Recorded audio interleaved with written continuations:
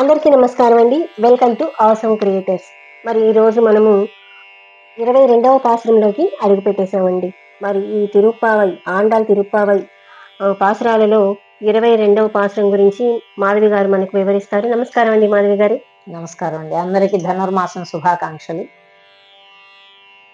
సశంఖ చక్రం సకిరీటకుండలం సపీత వస్త్రం సరసీరుహేక్షణం సహారవక్షస్థల శోభికౌస్తుభం నమామి విష్ణుం శిరసా చతుర్భుజం. చాలా చక్కగా పాడారండి. ఇవాళ మనం 22వ పాసురంలోకి అడుగుపెట్టాం. నిన్నటి వరకు గోపికలందరూ ఆండాళ్ళ తల్లితో కలిసి అటు నీలాదేవితో కలిసి కూడా స్వామిని మేల్కొల్పే ప్రయత్నాలన్నీ కూడా చేస్తున్నారు. స్వామి ఇంకా కూడా నిద్ర లేవలేదు. ఇవాళ ఇంకా ఏం చేస్తున్నారంటే ఎలా నిద్ర లేవాలో కూడా వీళ్ళే చెప్తున్నారు. అంటే స్వామి ఎలా నిద్ర లేవాలో కూడా వీళ్ళే చెప్తున్నారు. అంటే తమ కోసం మేము ఇప్పటి వరకు మీ పాదాల చెంత ఉన్నాం స్వామి, ఎదురు చూస్తున్నాము, నువ్వు ఎప్పుడు మేలుకుంటావా అని మేము ఎదురు చూస్తూ ఉన్నాము. నువ్వు ఎలా మేలుకోవాలో కూడా వాళ్ళే వివరిస్తున్నారు స్వామి గురించి. వాళ్ళు అది ఈ పాసురంలో మనం వింటూ తెలుసుకుందాం. అలాగే, తప్పకుండా. చెలువారు నేల నల్చెరంగులు నేలు దొరలెల్ల తమ తమ త్రుళ్ళు పోవిడిచి ప్రాభవమ్మును అహంభావమ్ము తుడిచి పదువులై పర్యంక పాదభాగమున నీ సేవకై నిలిచెడునట్లు ఏము నీ సన్నిధికే తెంచినాము, నీ సేవకై వేచి నిలిచియున్నాము.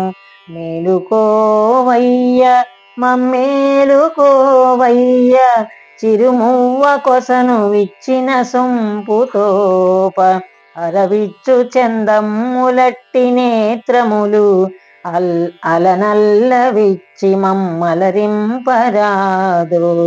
మెలమెల్ల విచ్చి ఆమెత సేయరాదు, నెరవిచ్చి మా పైన నెనరూనరాదు. జుమనియు జాబిల్లి ఉదయించినట్లు అందాలు బిందుని ఆరెండు కనుల కొనలనైనను మమ్ము కనుగొంటివేని పాపజాలము పటాపంచలు కాదు, తాపత్రయమ్ము నిర్దళితమ్ము కాదు. మేలుకోవయ్య మమ్మేలుకోవయ్య మననోము జగతికి మంగళప్రదము. మేలుకోవయ్య మమ్మేలుకోవయ్య మననోము జగతికి మంగళప్రదము. ఒక రాజ్యాన్ని పరిపాలించే వాళ్ళని రాజు అని ఎలా అంటామో, కొన్ని అనేకమైనటువంటి రాజ్యాలను జయించినటువంటి వాడిని చక్రవర్తి అంటాం. అటువంటి చక్రవర్తులు ఆ స్వామి యొక్క కనుచూపు కోసం పడిగాపులు కాస్తున్నారు. స్వామి పాదాల చెంత పడిగాపులు కాస్తున్నారు.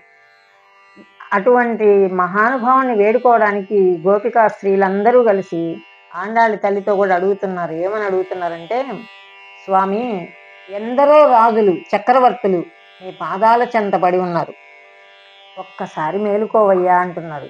అది ఎలా మేలుకోవాలో కూడా స్వామిని అడుగుతున్నారు. ఇప్పటి వరకు సుప్రభాతం పాడారు స్వామికి. ఇప్పుడు మనకు అన్నమయ్య గారు రాసినటువంటి కీర్తనలో ఒక కీర్తనలో ఉంటుంది. అంటే స్వామిని సుప్రభాత సేవలో నిద్ర లేపేటప్పుడు తెల్లవారు జామెక్కే దేవతలు మునులు అల్లనల్లనంత నింత అదిగోవారే చల్లని తమ్మిరేకుల సారసపు గన్నులు మెల్ల మెల్లని విచ్చే మేలుకొనవేలయ్య అని విన్నపాలు వినవలే అనే కీర్తనలో వారు చెప్పినట్లుగా ఎట్లా మేలుకోవాలో కూడా, అంటే స్వామి చూపు మన మీద చల్లగా కరుణించేటట్లుగా ఉండాలి అని. ఎర్రని తామర రేకుల వంటి స్వామి కన్నులు అలా విచ్చినప్పుడు అంటే ఆ చూపు మనకు తీక్షణత కాకుండా చల్లగా మన మీద పడేటట్టుగా అనుగ్రహించమని స్వామిని వీళ్ళు వేడుకుంటున్నారు అనమాట. ఆ విధమైన రీతిలో ఈ గోపికలు వీళ్ళందరూ వచ్చి ఆండాళ్ళ తల్లి స్వామి ఇలా మాకు దర్శనం ఇవ్వాలి అని చెప్పినని వేడుకుంటూ ఉన్నారు. ఈ భూమండలాన్ని పరిపాలించినటువంటి రాజులందరూ ఎలా అయితే మీ పాదసేవ కోసం పరితపించిపోతున్నారో మేము కూడా గుంపులు గుంపులుగా వచ్చున్నాం తండ్రి నీ దగ్గరికి, మమ్మల్ని కరుణించు.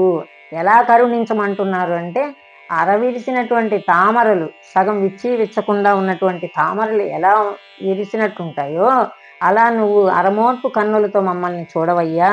అంటే భగవంతుడు ఎక్కువ తీక్షణతను కూడా ఆయన చూపును మనం తట్టుకోలేము. కాబట్టి నువ్వు కొంచెం చూస్తేనే మనం నిలబడలేం. కాబట్టి చల్లని చూపులు మాపై ప్రసరించేటట్లు చెయ్యి, నీ అమృతమైనటువంటి వాక్కులను మాకు ప్రసరించు. ఇంకా ఆయన చూపులను దేంతో పోలుస్తున్నారంటే, మనకు మువ్వలు ఉంటాయి, ఆ మువ్వలు సగం నోరు తెరుచుకున్నట్లుగా అలా లోపల ఉండేటటువంటి ఆ గజ్జె గల్లు అనేటట్టుగా సగం ఉంటుంది, లోపల కొంచెం చిన్నగా ఉంటుంది. అది కనబడేటట్టు మాత్రమే, అంటే కంట్లో కనుపాప కూడా అంత ఇదిగా కనబడేటట్టు నువ్వు కళ్ళు తెరిస్తే చాలు స్వామి, మేలుకోవయ్యా అంటూ స్వామిని ప్రార్థిస్తూ ఉన్నారు వీళ్ళు. ఇంకా వాళ్ళు స్వామివారి నేత్రాలను ఇలా వర్ణిస్తున్నారు. అంటే నీ చల్లని కరుణారస దృక్కులను మాపై ప్రసరింపజేయ స్వామి అంటున్నారు. అంటే దృక్కులు అంటే చూపులు. ఇందాక మనం అనుకున్నట్లుగా ఈ పాసురంలో అంతా కూడా స్వామివారి యొక్క నయనాలను వర్ణించడం జరుగుతుంది. ఆ పరమాత్ముడి నయనాలు అంటే కమలాలతో పోలుస్తారు, కమల పత్రాక్షుడు అంటాం స్వామిని. కాబట్టి ఆ కమలాలను వర్ణిస్తున్నారు, కమలముల వంటి నయనాలను వర్ణిస్తూ ఇక్కడ ఈ ఆండాళ్ళ తల్లి ఈ గోపికలు కూడా స్వామిని వేడుకుంటూ ఉన్నారు. ఇంకైనా చిన్నగా లేచి రావయ్యా అంటూ స్వామిని పిలుస్తున్నారు. స్వామి కళ్ళు ఎలా ఉన్నాయంటే సూర్య చంద్రుల్లాగా ఉన్నాయట అని అనుకుంటుంటాం కదా. భగవంతుడికి ఎప్పుడు కూడా సూర్య చంద్రులు రెండు కళ్ళు.